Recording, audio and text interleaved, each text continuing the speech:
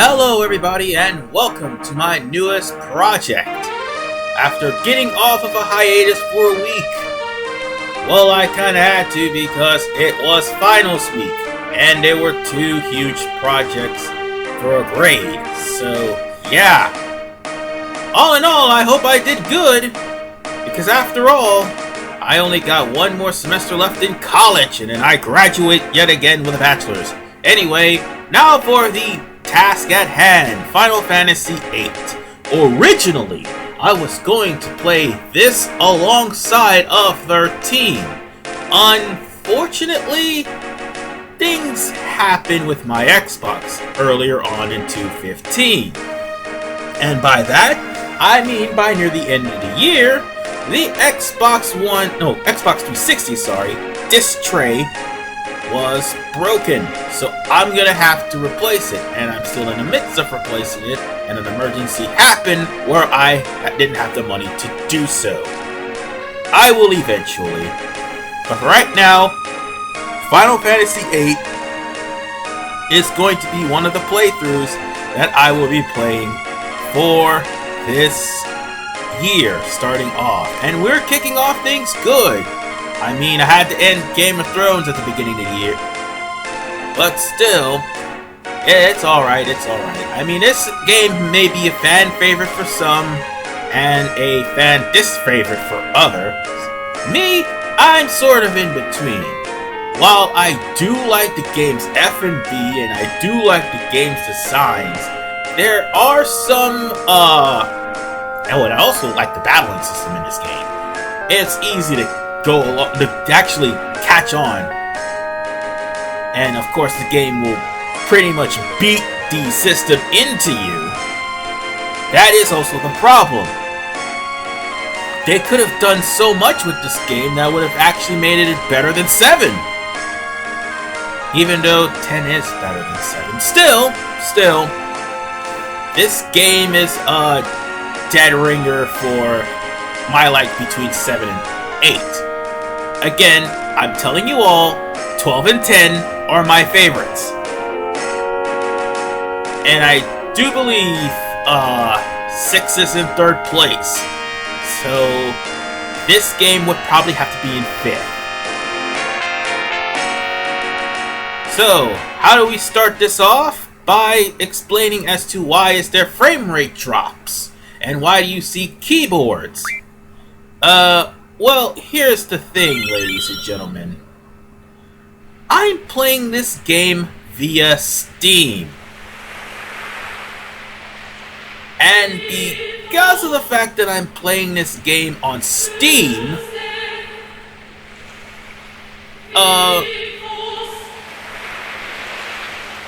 there is a lot of frame rate drops and hiccups.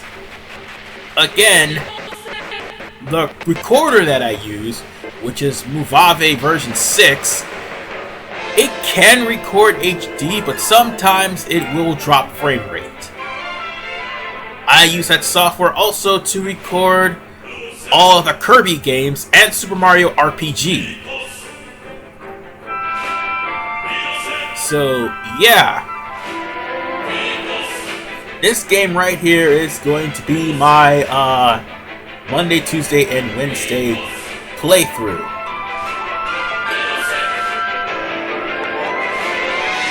Whereas there's going to be another game that's going to be occupying Thursday and Friday.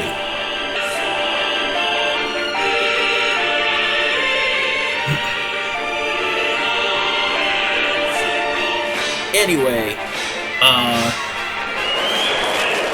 as I said, I again enjoy the FMV sequences of Final Fantasy VIII. I like the game, however the FMV sort of spoils things. You see that girl in blue that we saw earlier in the cutscene? You'll probably see her again during this fight with Seifer and Squall.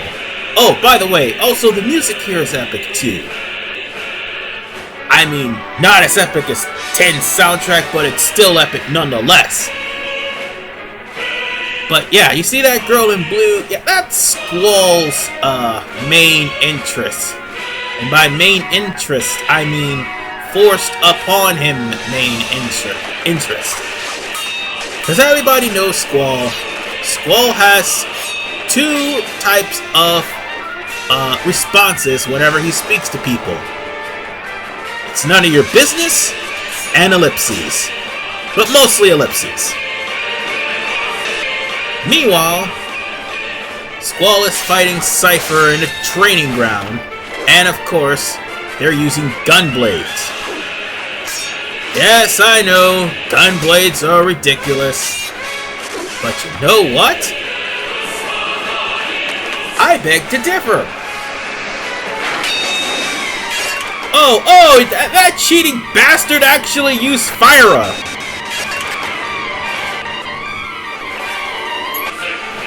And then gonna strike the man while he's down. See, this is why I don't like Seifer. He is a pussy.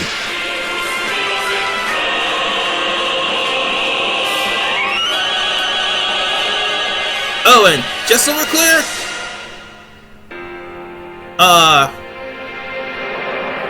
as far as characters are concerned, as far as 8 is concerned, I'm kind of mixed about them. Squall is still a cool character, and I obviously don't like Seifer, but at the same time, I also don't like Renoa.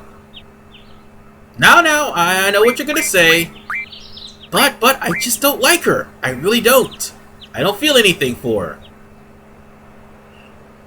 It's not generic. I mean, I played through this game, but still, I just can't find a connection for her. Now then, since we got knocked into with a concussion, Squall has to try to remember what his name is. And for all the people who complain about Tidus's renaming in 10, there you go. I didn't touch it. So stop sending me death threats. Anyway,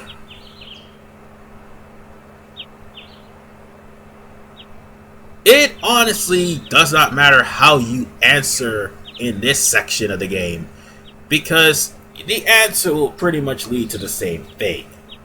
And now we call in my actual favorite character in this game, Quistis. But before we meet Quistis, we also meet Mysterious Woman, who will appear throughout the entirety of the game. That part I'm not gonna spoil. I'm gonna have to play the game, and you're gonna have to wait to know who that woman is. Wait, here it comes. There's the Mysterious Woman. And there she goes.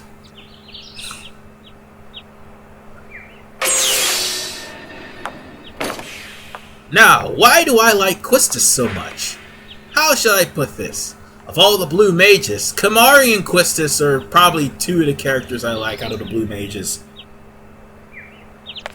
I mean, Kimahri's easier to get all of his blue magics, but Quistis, on the other hand, has a very interesting way to get blue magics. You see, her interesting way is when she defeats certain enemies and they drop a certain item that contain a blue magic spell that she can use, she can add that toward her limit.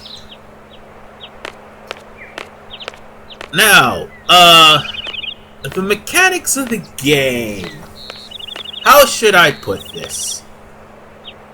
First and foremost, the long cutscenes. This game is pretty notorious for having some long cutscenes, and long drawn-out cutscenes, no less. And that's one of the biggest faults as to why people may not like this game. However, here is the thing. This is only like the tutorial set. There won't be any actual action until part 2. Still, if you do, for some reason, die right after watching a very long cutscene and you don't save past that point before the battle, you're gonna have to watch that cutscene all over again, because like the PS1 version and like the Steam version, you cannot skip cutscenes. Again, look at the gorgeous beautiful graphics of this game, and this is a PS1 game. I know Final Fantasy VII set the standards, but still, this is a pretty gorgeous game if you actually think about it.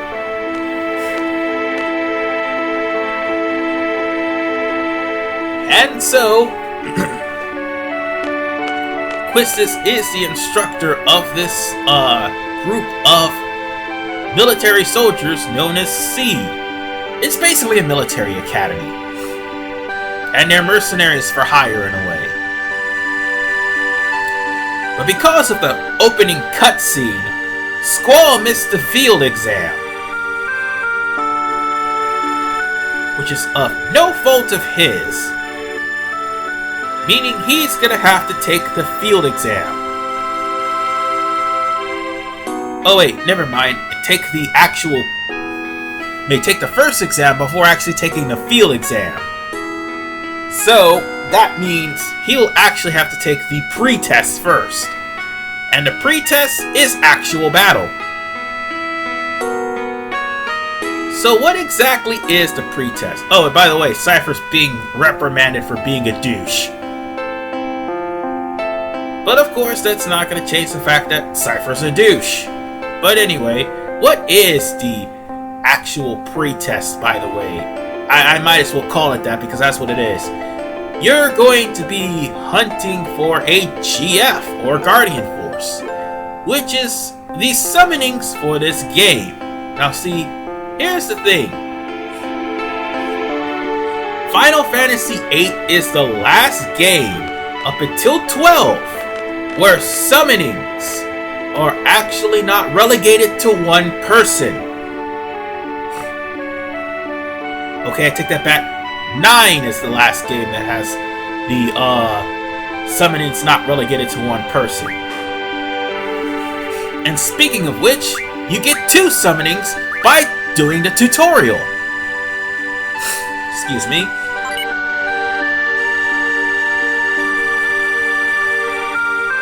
Of course, we've got 2 GFs, Quetzalcoatl and Shiva. Now, I really want to name these guys something, but I'm not gonna name... Well, okay, maybe I would name them something. I don't know what to name them. You know what? I could just go for default and just not... I'll just name them later, because I'm pretty sure there's rename cards in this game. I doubt it, but I'm pretty sure there is.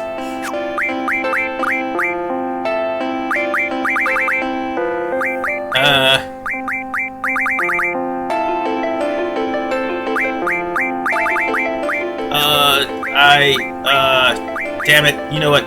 Just damn it. I'll just call it Quetzalcoatl and be done with it. Same thing here.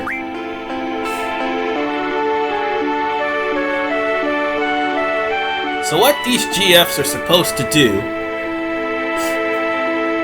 and in the game's tutorial, by the way, they tell you how battle works. What the GFs do, you can junction the GFs to your characters. One character can have more than one GF. I mean, there's a good number of GFs you could find in the game. Some are mandatory, some are optional, and some are missable. And then there's Triple Triad. Oh god, the one thing about this game I do not like. You see, Triple Triad is basically based on the number of the cards that is around the card. The higher the number is when you try to beat out the opponent's card, the easier it is to turn the card's color to your color. But the opponent can do the same. Now, for this, I am going to junction Shiva, and I am going to add magic. Well, actually, I'm going to add draw. I'm going to add items, and I'm going to add GF to my junctioning abilities. Now, as far as magic's concerned, that's the other thing. Drawing. one mechanic that people have a big complaint about this game for. You see, in this game, you don't cast magic. There is no MP.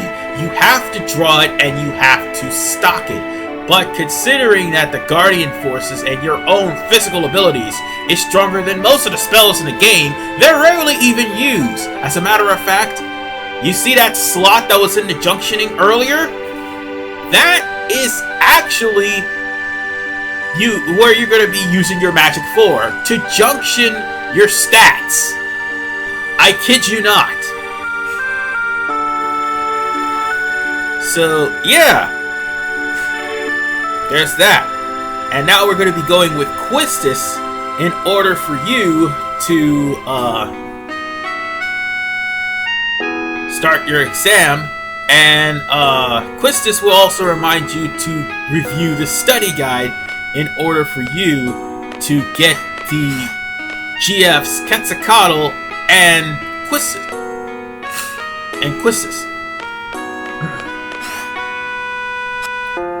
Now, not Quistis, I meant Shiva. That would be funny if Quistis was a GF. Now then, as we go out, we're going to meet Selphie, who inadvertently bumps into me. I could be a dick and say ellipses, but for the time being, he's going to be nice guy Squall.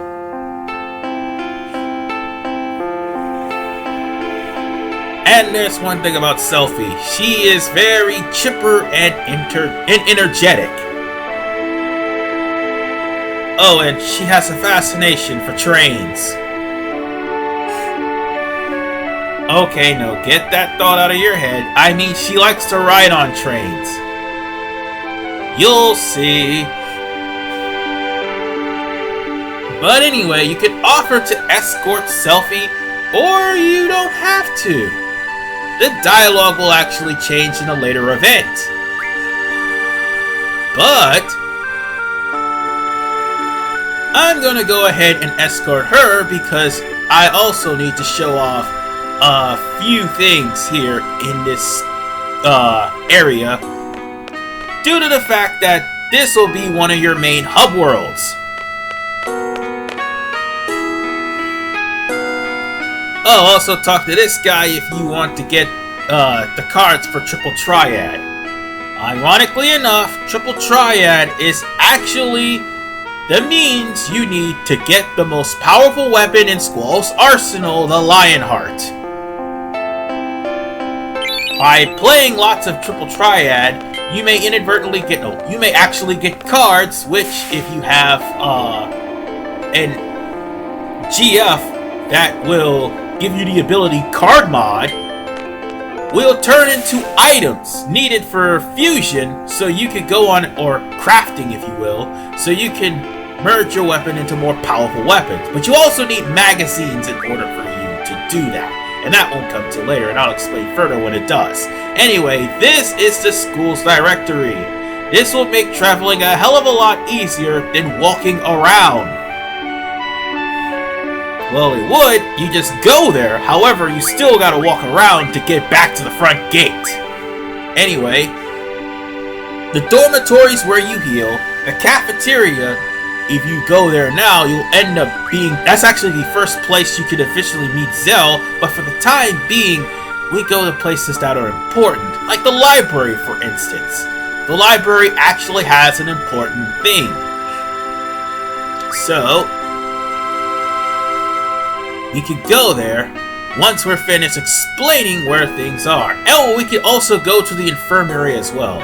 I don't know what's there in the infirmary, but it's best to check all places, because you never know by the time certain chapters certain points of the game would be that there be things hiding there. So yeah, and by things I mean draw points. Yeah, draw points can actually be hidden. As a matter of fact, that's the reason why I'm going to the library, because the library actually has a draw point. And what type of draw point, you ask? Well, the draw point of Isuna. And I'll show you where that is as soon as Squall finishes explaining as to where Selphie needs to go. And of course, the training center is actually important because that's where you're going to also be grinding later on, probably in this disc. And mind you, Final Fantasy VIII has 4 discs, much like Legend of Dragoon. Is it a short game? Oh, hell no. There's a lot of things to be done, but I'm not 100%ing this game because I don't remember all of it.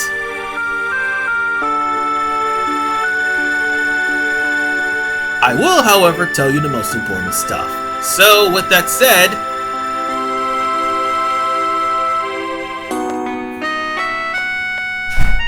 let us go to the library. Sorry about that. Anyway,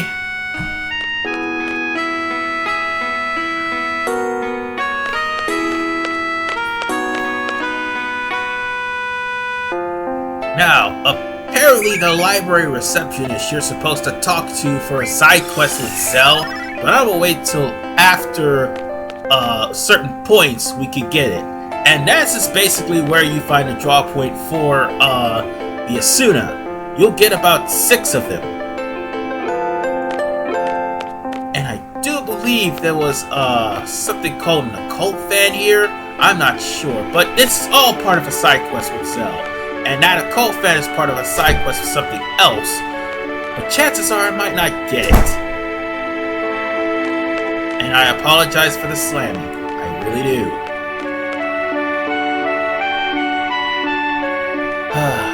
Jeez. Anyway, let's head out to the main gate and meet up with Quistis. But also, before you go, make sure that you get the draw point that is near the end of this, well, let's make sure you also go out, but make sure you get the draw point that is at the end of this gate. Well, at the end of the gate before you leave with Quistis. Yeah, I know there hasn't been action, but this is only like 26 minutes. As opposed to some of the FMVs, which can take about 3 or 4 minutes apiece. So, let's draw some cure, and I don't know if that's rechargeable or not, but some of these draw points, I gotta warn you, are not rechargeable, some of them are. But now that we've found Quistis, we can talk to her and prepare ourselves for going out into the field. She'll also give us a tutorial of what I just said. Oh, Christ. That's the other thing about this game.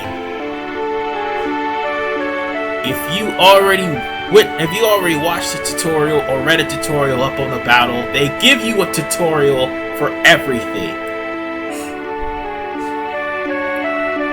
And yeah, it's pretty much explained everything I just explained. But except for one thing that it does not explain. And that is, well, at least until later. And that is all of the abilities you get from your GFs have to be acquired through ability points. And you can level up your GFs as well. So, yeah, there's that. And if you happen to acquire said abilities, like for instance, you get magic 20% plus 20%. If you happen to acquire those abilities, you could just add them onto the lower section. That's what that is for. Like most of the added abilities, like for instance, strength plus 1, that is what they are for. They're non-command abilities that they'll be there for the time being until you switch out either your GF or switch out abilities. You can only have 2. Hell, it'll even come to a point where you'll end up meeting a GF that actually has the ability to give you more ability slots. either way, I don't know off the top of my head who he is, or who she is, or who they are, whichever one comes first, but the more slots you have, the better.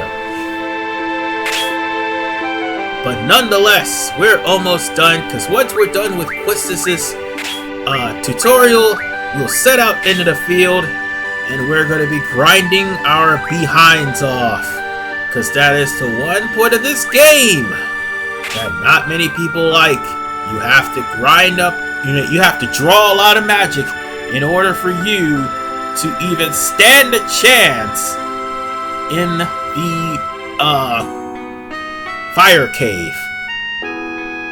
And also grinding up magic and actually getting items from enemies and leveling up your party members.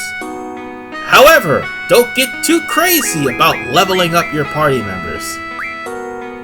And I'll explain further of that in the next episode. Oh, but before I do, let's give Quistis Quetzalcoatl. Hold on. Let's give Quistis Quetzalcoatl.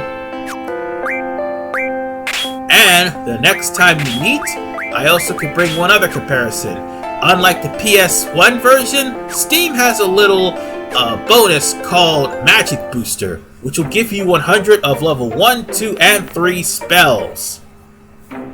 You're going to need them. Trust me.